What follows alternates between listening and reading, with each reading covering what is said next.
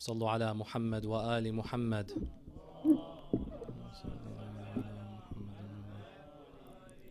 الثانية غفر الله لكم.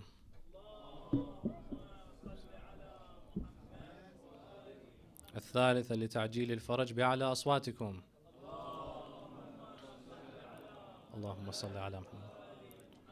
صلى الله عليك يا رسول الله وعلى روحك وبدنك الطاهرة.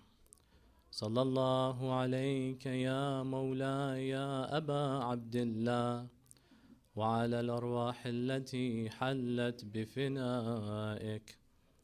عليكم مني جميعا سلام الله أبدا ما بقيت وبقي الليل والنهار.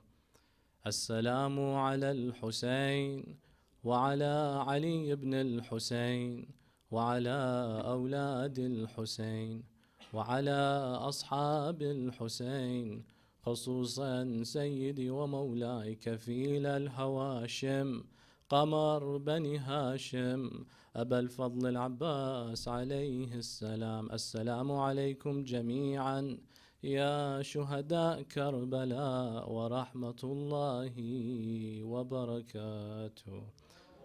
اللهم صل على محمد. أما بعد، يقول الله في كتابه الكريم: بسم الله الرحمن الرحيم. عالم الغيب فلا يظهر على غيبه أحد إلا من ارتضى من رسول. آمنا بالله. صدق الله العلي العظيم. صلوا على محمد وآل محمد.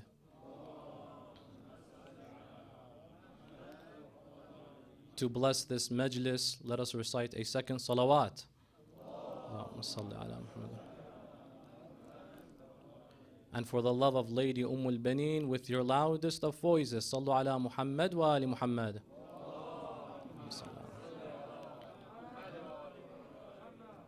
The study of astrology is an ancient study that seeks to understand the relationship between the celestial bodies and the human being, insan. And as we understand, anything that has been practiced and studied throughout the centuries until our time must have a great impact on the life and lives of every human being. It wouldn't be a study if many people were not interested in it until today. Is there really a relationship between celestial bodies, constellations, what we describe as zodiac signs, horoscopes, or in the Arabic, ilm al-tanjim, al-abraj? Is this a reality or no? Studies have shown that over 1/3 of Canadians, our neighbors in Canada, roughly 36% of them believe wholeheartedly in astrology, that the cosmos can affect your behavior and your relationship in this world. And 29% of all Americans genuinely practice and behave according to their astrological signs and truth and behavior. Ultimately, people seek a reward in knowing that when they were born, the constellation they were born into gives them that pleasure of knowing that they are a compassionate human being, that they can associate with others born in their same constellation. However, many have called this a pseudoscience, and we see its remnants in Islam. We see it preceding Islam during the Hellenistic period up until before the times of ancient Babylon. This was a practiced study, believed and held on to. However, there are many setbacks. When looking into the study of astrology, many do not differentiate, rather, the study of astrology and astronomy.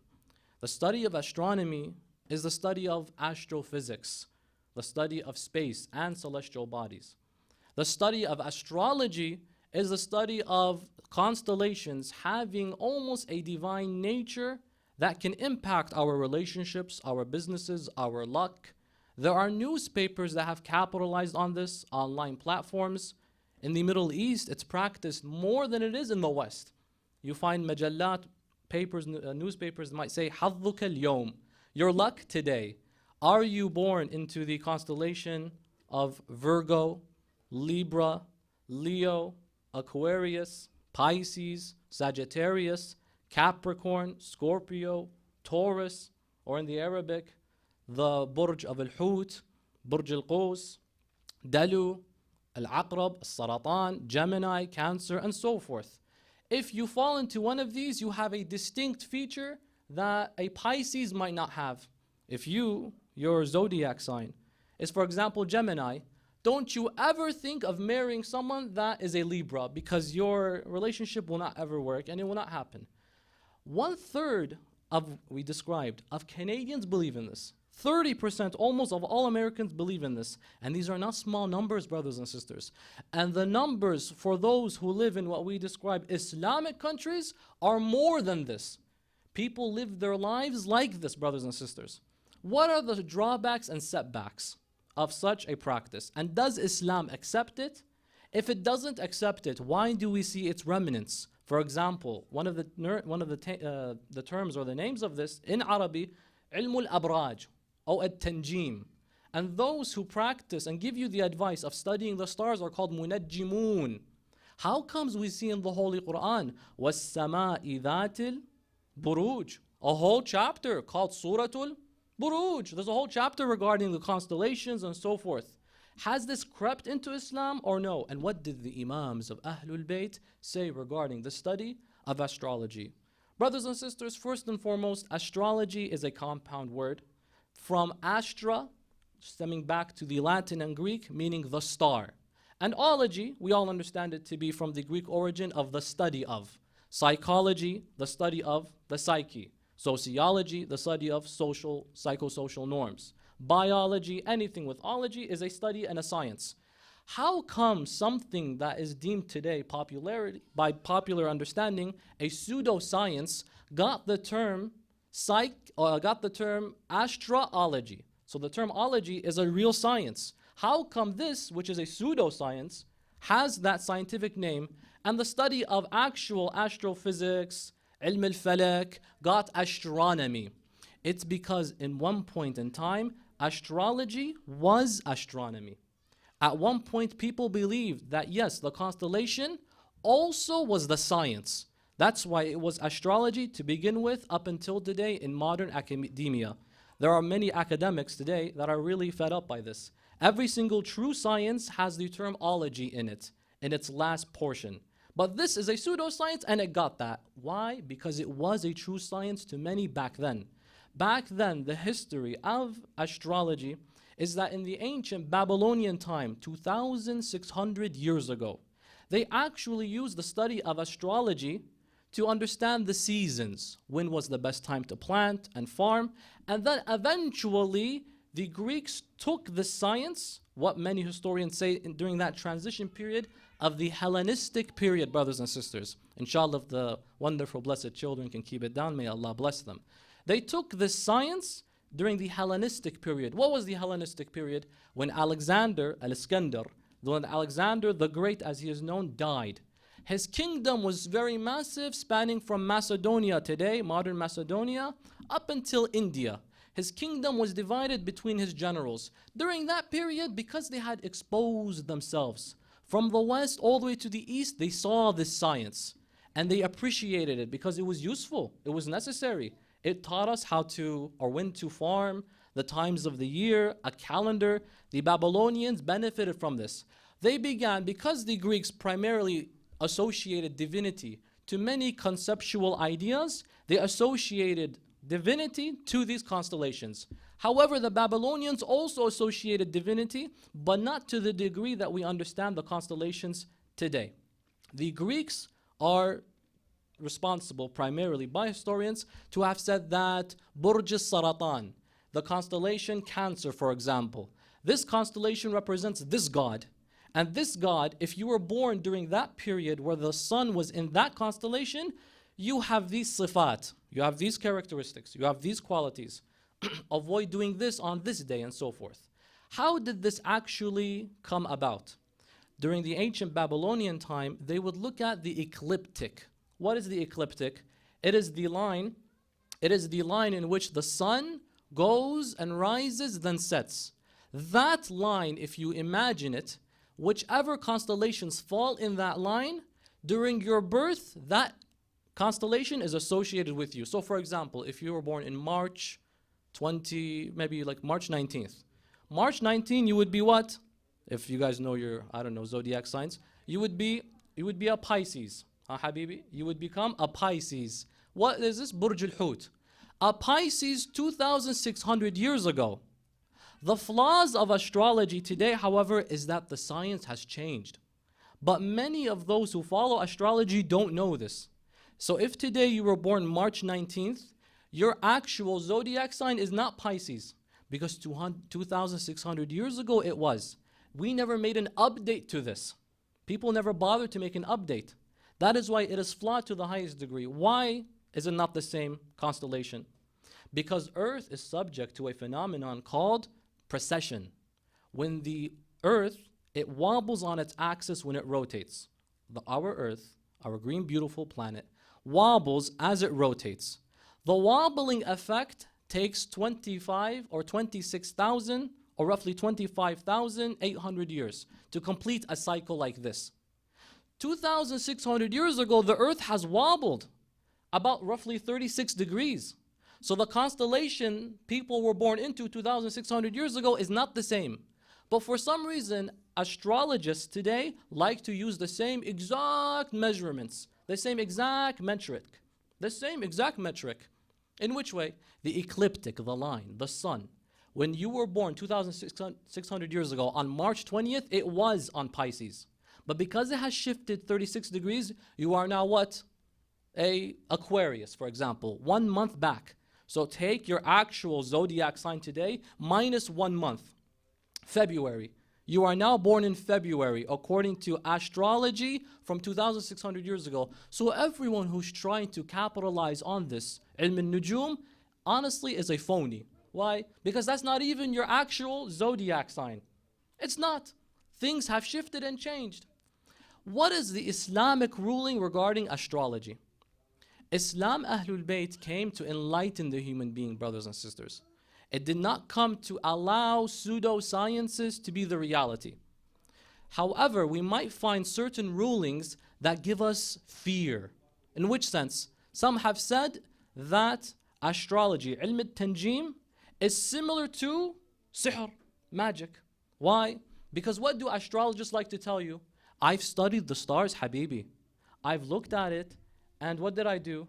I determined that you or you can never marry each other. The ghaib, I have knowledge of the unseen. If you do it, it'll be a disaster. And this is one of the setbacks. Why? Because in 1966, Habibi, I want your attention. 1966, what happened in Japan? 1966, in Japan, because there are different astrological calendars. The Japanese astrological calendar, the Greek, the Babylonian, the Indian, there are many. The Arabi. In Japan, 1966, what happened? A really unfortunate event. They announced that on this year, 1966, according to the Japanese astrological calendar, it is going to yusadif am al-hisan. It will be the year of the horse, specifically the fire flaming horse. Any girl born on this year will become ta'isa ba'isa, will become a girl that is very stingy, very arrogant, very ignorant. Any girl specifically. I said, where did they come from? Girls. Why a Meskina that's born in 1966? They say it doesn't matter. The stars told us 1966 will become what? The year of the horse, the red horse, the fire horse. Any girl born on that year is going to be a bit arrogant. 25% increase of abortion in Japan that year, 1966. From how much people believed in this and spent their time studying this, you had a spike of 25% increase in abortion. Why? Why? Because some weirdo saying that they have studied the stars told me that if I have a baby girl, then it's going to be a difficult girl in my life. This happened in 1966 and it happened in 1906 as well. The year of the horse is not a good year to have a baby. And many people capitalize on this and make money. We mentioned right now previously that Islam equated this to sihr. Why? Because anyone who can tell you the unseen is a liar. Who says that? Allah tabaraka wa ta'ala. Alimul ghayb. Allah is the alim of the ghayb, of the unseen, not you. Alimul ghaybi wa shahadati, of the unseen and that which is not visible. Alimul ghaybi fala yudhiru ala ghaybihi ahadan illa, except. No one has access to the unseen of Allah except. Allah put an exception. Who has access to Allah's ghayb? These people must be very special. Illa man irtada min rasul, except whom from Allah's messengers He accepts to have some of this ghayb. The messengers of Allah, however, have the right to teach the ghayb to their disciples. We found Rasulullah, Rasul, a messenger of Allah. He was taught ilmul ghayb by Allah subhanahu wa ta'ala. Rasulullah taught some of that ghayb to his disciples, primarily Sayyiduna wa Mawlana Amir al-Mu'mineen Ali ibn Abi Talib. Ala hubbihi sallu ala Muhammad wa ala Muhammad. Amir al-Mu'mineen Salamullahi alayhi was taught some of the ghayb from Rasulullah. We as Muslims have to believe in ilmul ghayb. Alif Lam Mim, ذَلِكَ الْكِتَابُ لَا رَيْبَ فِيهِ هُدًى لِلْمُتَّقِينَ. In Surah Al-Baqarah, you get the next ayah. What does it talk about? What does it say? The knower of the unseen, the one who knows the ghayb. You have to believe in the knowledge of the unseen. Rasulullah taught it to Amir al-Mu'mineen, and we find Amir al-Mu'mineen teaching it some more to his disciples. Maytham at-Tammar, he told him, his companion, you will die by that tree. You will die saying these lines, praising me. Your tongue will be cut off. You will be strapped to that tree. How does he know what will happen? Imam Ali ibn Abi Talib is not a Rasul. No, not Rasulullah. Astaghfirullah, that is not true. But he was the closest to a Rasul, Rasulullah sallallahu alayhi wa alayhi, and he told him and taught him from that ilm. Only these people have the ghayb, not some Tom, Dick, and Harry on Facebook. حظك اليوم. But what if sometimes I see these people are actually correct? Sometimes, and I will admit, sometimes their predictions are true. This year is going to be the year of Libra or Scorpio. This year is very good for those who want to open businesses. Just don't open it on a Thursday, open it on a Friday. But when you open it on a Friday, open it after you took a bath. Some bizarre, where did you get this from? But whatever. Sometimes they're true. What do we say about that? Confirmation bias. Confirmation bias. Did you forget the 80 other predictions they made? Only one of them came true. We tend to forget the 70 predictions, 79 predictions, and we focus on that one true prediction they got right. Of course, if you make 80 predictions and one of them becomes right, we say, oh my God, they know the ghayb. Listen to them some more. Yeah, Habibi, but you forgot 79 times they were completely wrong and bogus. So why do you give them the authority to tell you about the future and the future and the whatever? What if some of our youth entertain themselves with this? Is this haram? Because they're not doing sihr. Come on, cut the youth some slack. These guys or girls, they just want to entertain themselves. I'm a Libra, you're a Pisces. That's quite funny. You know what? It says you have a hot head. You're a hot-headed person. You can get aggravated very fast. But I, as a Pisces, I can cool you off. That's why you and I are so compatible. We're good friends. Is this sihr? The principle of this is that if it's for entertainment purposes and understanding and acknowledging completely there is no such ghayb or knowledge of the unseen being accessed, and this is all for fun, there's nothing wrong with that. There is nothing wrong with that. It's just like reading, and I'll bring the example, a Harry Potter book. Sihr is haram. But what if I entertain myself by reading about those that are doing sihr? If you truly believe in it, then obviously that's not allowed. But the majority of people, urfan, socially accepted, is that no one looks into these sort of things and says, oh, astaghfirullah, I'm doing sihr here when I read Half-Blood Prince or the Sorcerer's Stone. Huh? I'm doing sihr when I'm reading these things. No, I'm not. It's entertainment, it's whatever, it's fine. If it can lead to bad actions, then yes, that would be wrong. But a majority of the time, these things don't. The same condition, brothers and sisters, applies when it comes to astrology as well. At one point, it was an actual science to the ancient Babylonians. It was. To these people, it was an actual science. But these people eventually had ascribed to this study divinity. At that point, we leave it. If there's divine nature to these things that are not real, we leave it aside. Question: what did the Ahlul Bayt, salamullahi alayhim, salawatullahi wassalamu alayhim, say regarding ilm al-tanjim and nujum? Let us examine that after a loud salawat ala Muhammadin wa ali Muhammad.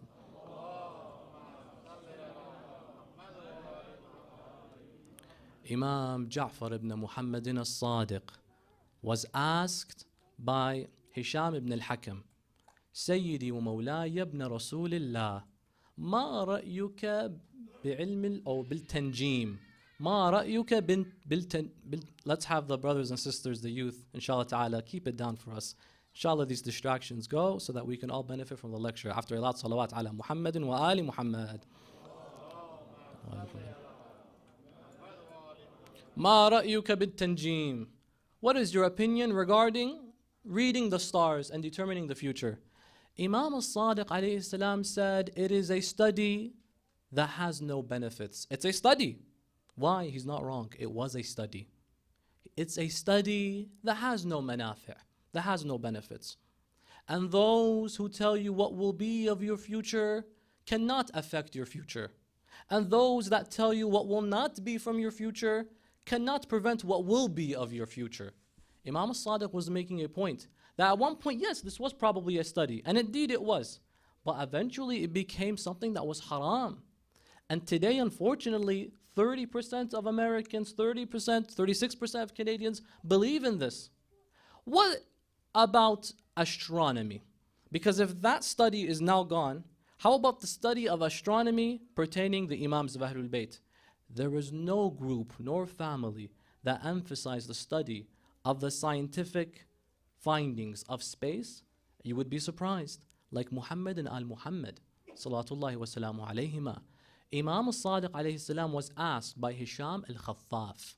Hisham al-Khaffaf was an astrophysicist of the second Islamic century. So basically within the years of 200 after Hijrah.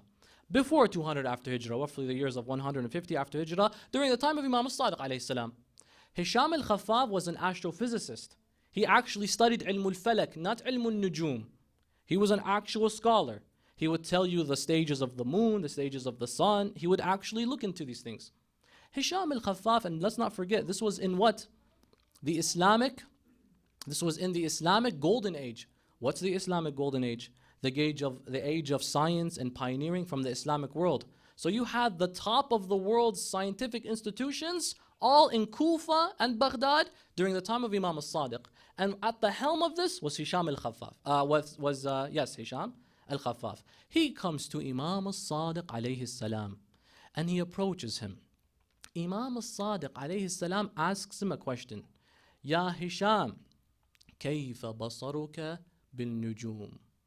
Oh Hisham, how is your eye with regards to space? Meaning, an idiom, for how much do you know about space and the study of science regarding space and celestial bodies?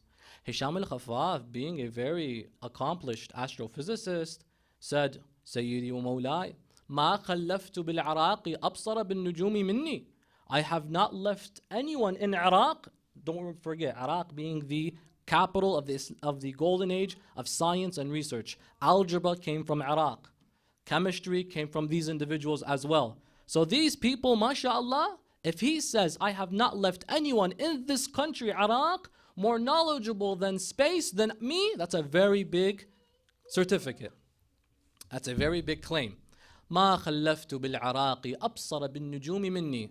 فقال أبو عبد الله الصادق, Imam al-Sadiq said to him, إذن كيف دوران الفلك عندكم? How does the universe rotate in your opinion in that case? Look at Imam al-Sadiq alayhi salam asking him, the universe, how does it move and function in your opinion? Everyone has an opinion. What's your opinion? Hisham al-Khaffaf says the following. By the way, this hadith is found in Al-Kafi al-Sharif of Shaykh al-Kulaini. So it's not some rogue hadith. Where'd you get this from? You're just making this up because you want to make your imam seem big. La. It's found in our primary source of hadith by Shaykh Muhammad bin Yaqub al-Kulaini radwanullahi ta'ala alayh our primary source of ahadith. He says, فَأَخَذْتُ قَلِنْسُوَتِي عَنْ رَأْسِي فَأَدَرْتُهَا. After Imam asked him, how does the universe rotate in your opinion? Hisham al-Khafaf says, I took my qalinsuwa. What is a qalinsuwa? A qalinsuwa is what? You see that little cap that ulama wear on their heads? There's like a little cap. In Iraqi, we call it an arakchina. This is a qalinsuwa. I took the qalinsuwa from my head and I rotated it around my head. فَأَدَرْتُهَا. Meaning, my head represented the earth. The qalinsuwa, the cap, the white cap that they wear underneath the imama, for example, that represented the universe, al-falak, dawaran al-falak. Meaning, the universe revolves around the earth. The earth was at the center of the universe. This was the common understanding. It's a false understanding that the earth is at the center of the universe. It's not true, but what else do they know? They believed it was at the center of the universe. Okay? So he says that the universe revolves around the earth. Imam al-Sadiq replied, إن كان الأمر على ما تقول فما بال بنات نعش والجدي والفرقدين لا يرون يدورون يوما من الدهر في القبلة. If the case was as you described, then what about the North Star, Polaris, those northern constellations? How come we have never seen them move and rotate once in our lives? Imam al-Sadiq is saying, if the universe rotates around the earth, then that star should also rotate. But it's the only star that doesn't rotate. It stays right there. Every other star, if you look at the night sky and you record it for hours and you fast play it, you will see every star rotate except one. That's the northern star. We call it Polaris. Imam al-Sadiq alayhi salam was referring to that star. Because if the whole universe rotates like this, how come that one star doesn't rotate? Meaning that the earth and the universe rotate within each other. And it's not the center of the universe. This is an astronomical finding Imam al-Sadiq alayhi salam first proposed. That the earth was not the center of the universe. Otherwise that star would move. How come the North Star doesn't move? Because it's at the very top front of the northern horizon. It's at the earth is on an axis. The northern horizon on top of the earth, right there's a star. That star, because it's on the tip northern horizon of earth, looks like it doesn't move. But if the whole universe moved, that star would have moved. How does Imam al-Sadiq know this? I ask, how does he know this? He then, Hisham al-Khaffaf says to him, this big alim in astrophysics, says, هذا شيء والله لا أعرفه ولا سمعت أحدا من أهل الحساب يذكره. It's like, wallah, by Allah, this is something I have never heard of. An interesting problem. Yes, you're right. If the earth was the center of the universe, every star should move. How come that one doesn't move? That's a good point.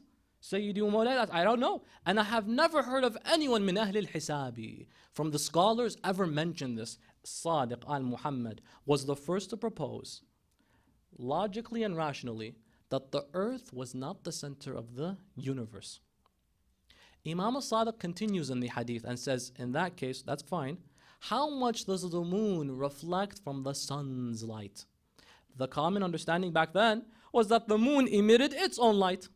How does Imam al-Sadiq know that the moon reflects from the sun's light? The moon doesn't illuminate and radiate light. It just takes the sun's light that is no longer in view and it bounces that light back to us. It's approximately 11% of the sun's light it is emitting back to us. Hisham al-Khaffaf says, Wallah Sayyidi, I do not know. Sayyidi Mawla, I have no idea. The moon, its light, the universe, the sun, the earth, these are things I've never heard of. And he says, Ma khallaftu bil Iraqi absara bin nujumi minni. That's a very big discovery. Do you know who this statement inspired later? Have you heard of Nasir ad-Din al-Tusi? Nasir ad-Din al-Tusi was a famous Islamic Persian researcher and scientist. He was a scientist in many fields. A scientist in chemistry, biology, and astrophysics. Nasir ad-Din al-Tusi was a Shi'i. He was inspired, and he claims that he was inspired by the hadith of Imam al-Sadiq, that the earth, a proposition, was not the center of the universe. He says that inspired me, and he made that statement. Do you know who Nasir ad-Din al-Tusi inspired? Nicholas Copernicus of Italy, who is a very famous, incredible scientist of the fields of space, celestial bodies, astronomy, and so forth. Who did he inspire? Galileo Galilei. But who first made the statement? Imam Sadiq. But who got the achievement? Galileo Galilei. And we do not say that he doesn't deserve the accolades for what he proposed. La, the poor man had war waged against him by the Roman Catholic Church, because the church believed that the earth was at the center of the universe. Up until very recently, they denounced that belief, because once we went to space and we saw that it was not the case, then they finally lifted. But Galileo Galilei was fought, and he was sentenced to house arrest until he died, and his library was burnt because of this proposition. And we acclaim him to be the one that first proposed that the earth was not the center of the universe. It was Imam Sadiq alayhi salam who first proposed it. One man inspires the other, eventually leading up to the scientific discoveries we have today. Ultimately, one might now ask the following: okay, why does the Quran al-Kareem speak of this? It speaks about constellations. You say where? In Surah Al-Buruj. وَالسَّمَاءِ ذَاتِ الْبُرُوجِ وَالْيَوْمِ الْمَوْعُودِ وَشَاهِدٍ وَمَشْهُودٍ قُتِلَ أَصْحَابُ الْأُخْدُودِ. That and the skies, the ones of Buruj. Al-Abraj are constellations in Arabic. We say, what's the problem with that? The sky has constellations, yes. Where did we find in this the study of astrology? Nowhere. Where did we find in this issue, this concept? No, we didn't find it anywhere. The Quran, was it being wrong when it said the sky has constellations? No, it wasn't. It wasn't being wrong. One opinion by Al-Allam al-Tabrasi of Majma' al-Bayan fi Tafsir al-Quran is that, وَالسَّمَاءِ ذَاتِ الْبُرُوجِ literally means the sky has constellations. What's the problem with that? There's absolutely no problem with that. Ultimately, Ahlul Bayt alayhum as-salam made this principle. If this is interused with sihr, however, this is haram. Otherwise, if it's like entertainment purposes, if it's just side leisure with full acknowledgement that the study of astrology, zodiac signs, horoscopes, all this is literally just entertainment, there is not an ounce of belief, then this is just like any other thing. Like a movie, everything's fake. Some of the actions are probably haram, like sihr, for example, but we all understand this is not real and it will not affect us. In that case, this is totally fine. However, why would this be equated to sihr? One explanation is we saw in the Holy Quran, the advisor, some say Haman, others say a different individual, to Pharaoh, la'natullahi alayh. Pharaoh was told by his advisor, O Pharaoh, O the ilah of all of us, O our God, I studied the stars and I discovered that one day a boy will be born into your nation who will end up killing you. So you now have to go and kill every single boy. And so Pharaoh did that and he killed every single boy except Musa. And we understand the story because Musa was sent by his mom to go down the river, and he made it to the palace of Pharaoh, ironically, and he survived this. Well, the question might be this: well, how come he was doing astrology? If it was a pseudoscience, as we just called it, it's not real. How come he read the sky and actually got an answer? You said it's fake. So how come this actually happened and it gave him a result? So these munajjimun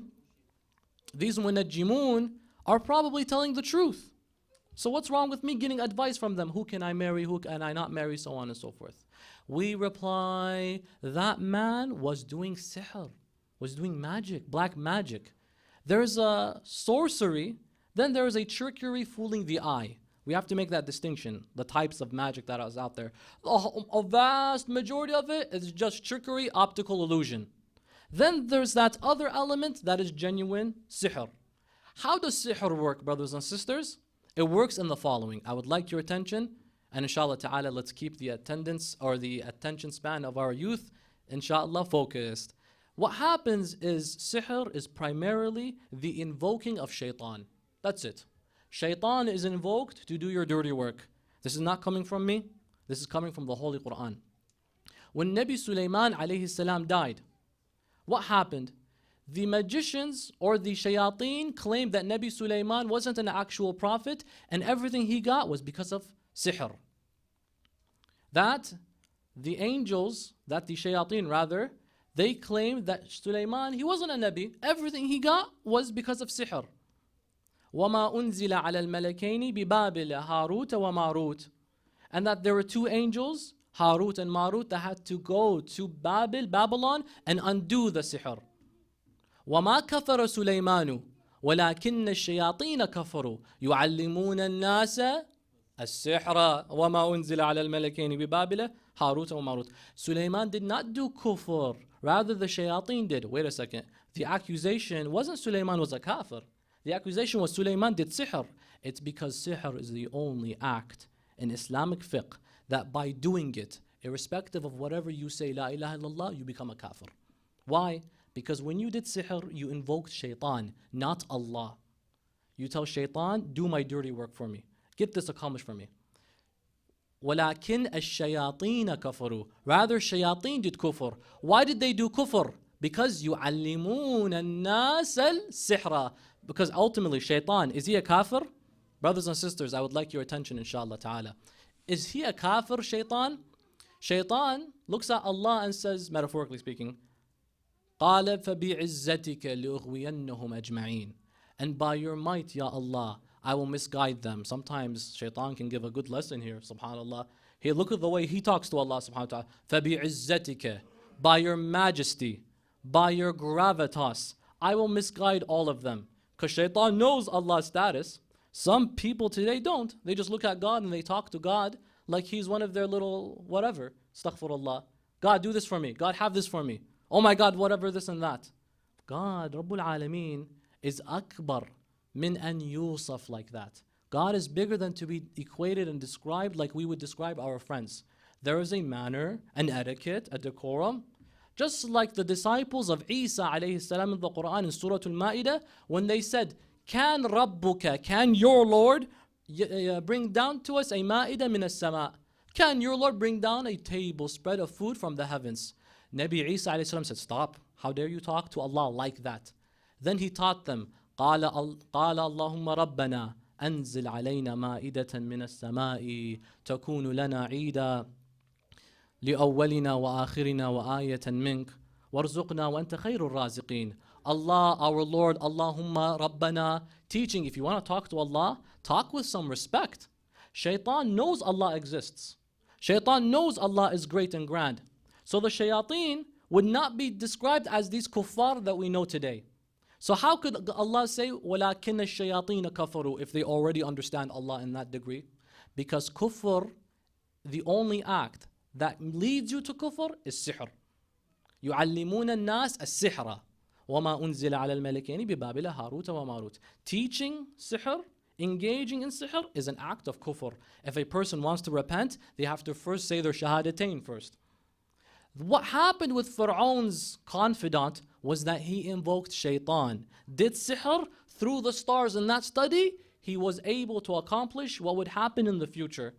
Shaitan gave him some of that sultan, basically, that malaka, that ability through the use of black magic to know what would happen. But sihr here, like we said, is a bad trait. One, it's kufr. Number two, it ultimately ends up destroying you. If you look at those who are very into Satanism, very into devil worship, وَالْعِيَاذُ بِاللَّهِ, worshipping shaitan, invoking black magic, astaghfirullah, these people have a terrible end at the end of the day. I'll give you one example. Jack Parsons. Has anyone heard of him? Jack Parsons is an aerospace engineer. He died in the 1930s.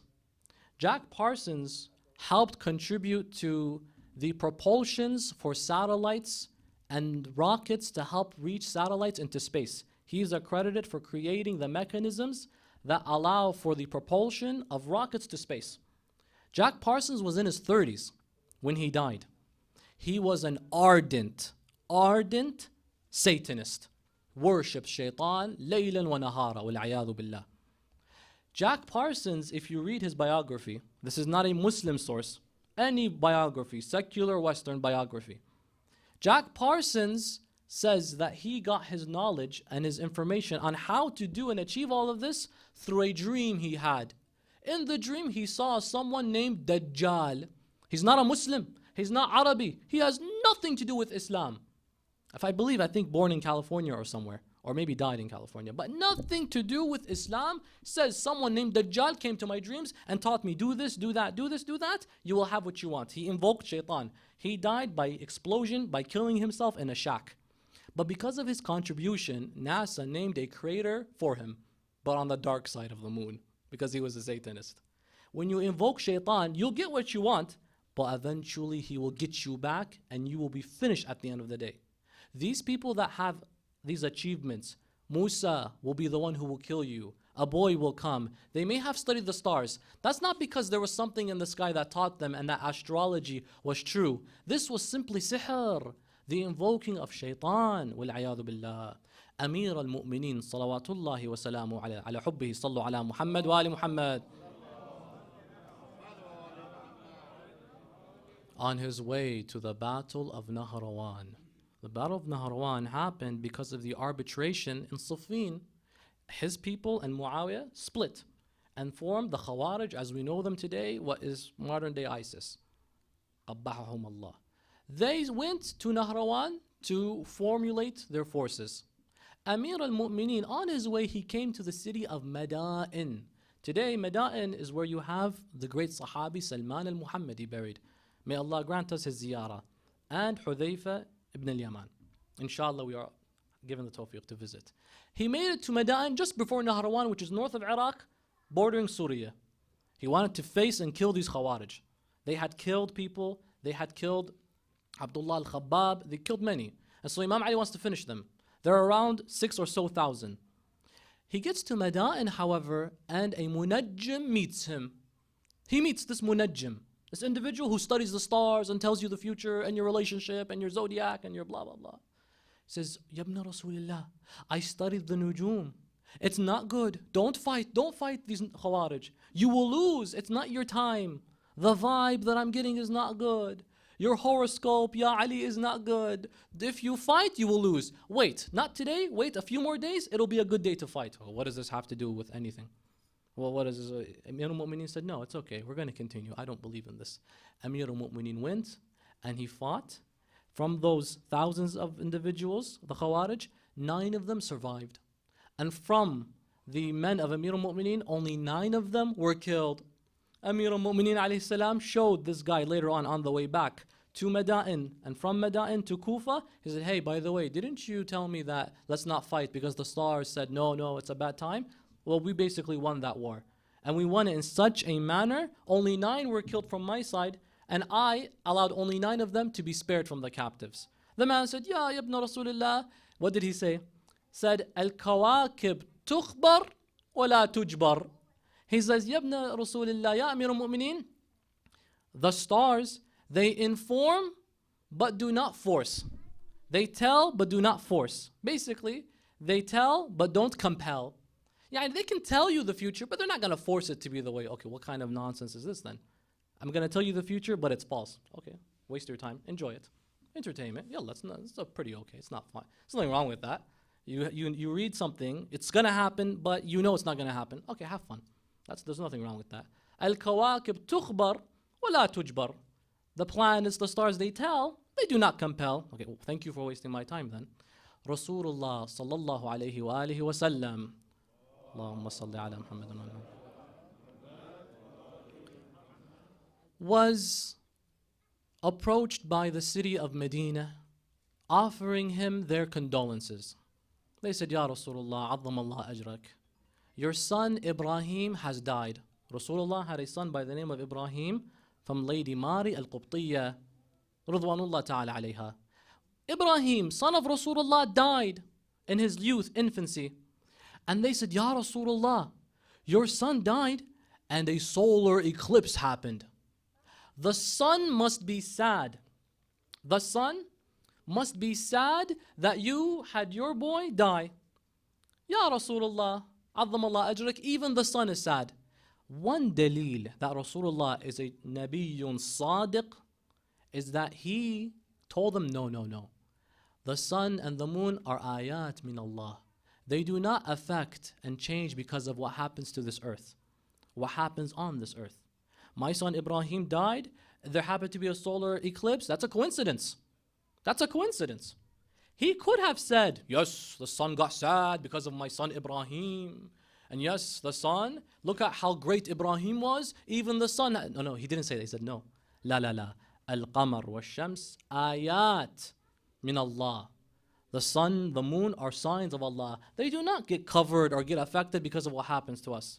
Rasulullah wanted to show that whatever happens in space has no effect to you on earth from a social, psychological perspective whatsoever.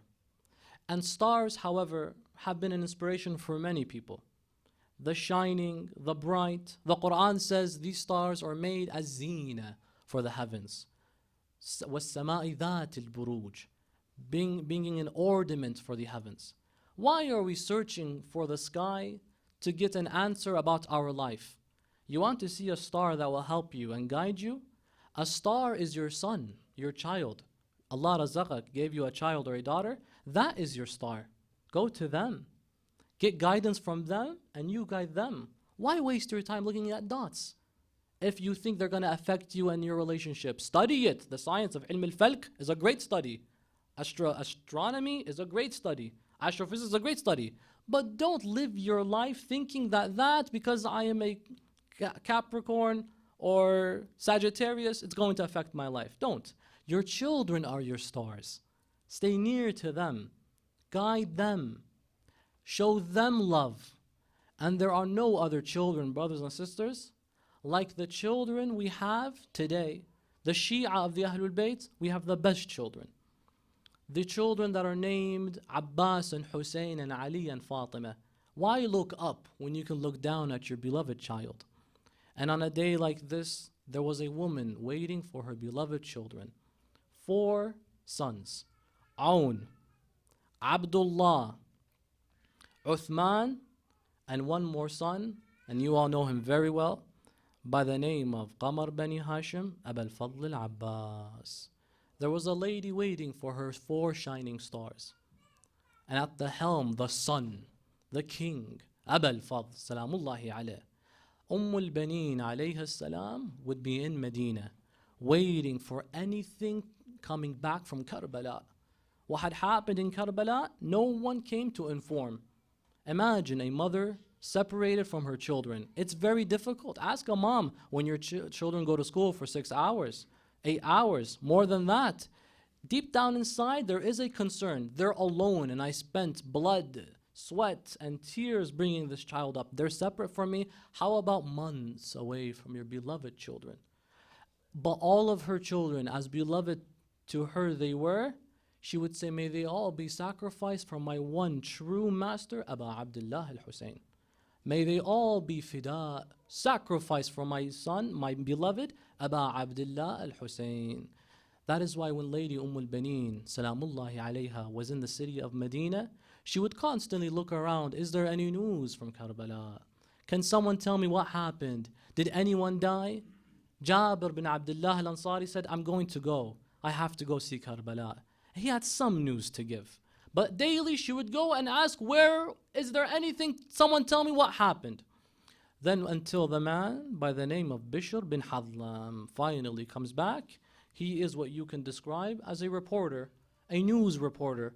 He had saw what happened, he had heard what happened, he was informed of what happened, and he finally came back to Medina and he called out, Ayyuhan nas, O people, I have news from Karbala. Finally, Benin, her heart felt that comfort, but that fear at the same time. Someone has news. And she would do this for months until Bishr bin Hadlam came and she runs to him. She goes to Bishr bin Hadlam and she says to him, Bishr, tell me, what happened in Karbala? Bishr bin Hadlam says, lady, who are you? They look at Bishr, the people surrounding, and they said, how could you not know Zawjat Ali ibn Abi Talib? How do you not know the wife of Ali ibn Abi Talib? Fatimah bint Hizam al-Kilabiyya. How do you not know her? This is Benin, Salamullahi alayha. Bishr bin Hadlam looks at her and he begins to tell her with a broken heart and tears flowing the eyes, saying, may Allah reward you. عظم الله لك الأجر باستشهاد ولدك عثمان. may Allah reward you over the death of your son Uthman. She says, I do not want to know about Uthman. Tell me what happened to Aba Abdullah. He says to her, may Allah reward you over the death of your son Aoun. She says, do not tell me about Aoun. Tell me about Aba Abdullah. He says, may Allah reward you over the death of your son Abdullah. She says, do not tell me about Abdullah. Tell me about Aba Abdullah. Then he said the line that really broke her heart. May Allah reward you over the death of your son Abbas. She was holding the son of Abu al-Fadl. She then dropped him due to the shock.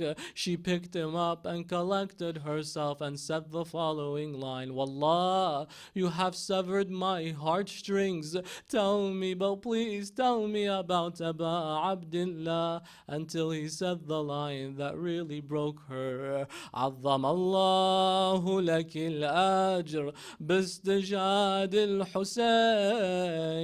May Allah reward you over the death of Aba Abdullah al-Hussein. Benin then later heard, after some time came, that Lady Zainab alayha salam had returned to Medina. When she came to Medina, she went back to her home and she had told Lady Fidda Ridwanullahi ta'ala alayha, O Fidda, be at the door and do not let anyone come and see me. I want to lament and reflect by myself. Until Benin came to that door. Lady Fidda then went to Sayyida Zainab and said to her, Sayyidati, you told me do not let anyone inside who comes to the door. But what about when the lady is Benin? Lady Zainab said, let her in, let her in. Lady Zainab saw Benin. She ran to her screaming and hugging her. Lady Zainab ran to her. Benin ran to her. But Zainab was calling out, Wa Abbasa. And do you know what Benin said? She said very loudly, Wa Husayna. All together, Wa Husayna. Hussein, Ya Hussein. Hussein, Ya Hussein. Inna lillah wa inna ilayhi raji'un. وسيعلم الذين ظلموا أي منقلب ينقلبون والعاقبة للمتقين فرج عنا يا Allah. Brothers and sisters, I understand, inshallah, there is a preference to keep the dua for Samahat al-Shaykh Ahmed al-Amini. May Allah bless him and prolong his life. However, today, as we understand, we have difficult tragedies and circumstances around the world. Let us not waste a majlis except that we remember some of these tragedies, especially in Afghanistan, from the oppression, from the hetic, from the killing, from the threats and the scare. This is truly a humanitarian crisis. Today we have no one but Allah subhanahu wa ta'ala. So we raise our hands, brothers and sisters. Let us say Ya Allah 10 times so that Allah alleviates from these difficulties. Allahumma inna nas'aluka wa nad'uk باسمك العظيم الأعظم الأعز الأجل الأكرم. 10 times Ya Allah, Ya Allah, Ya Allah. Louder. Ya Allah,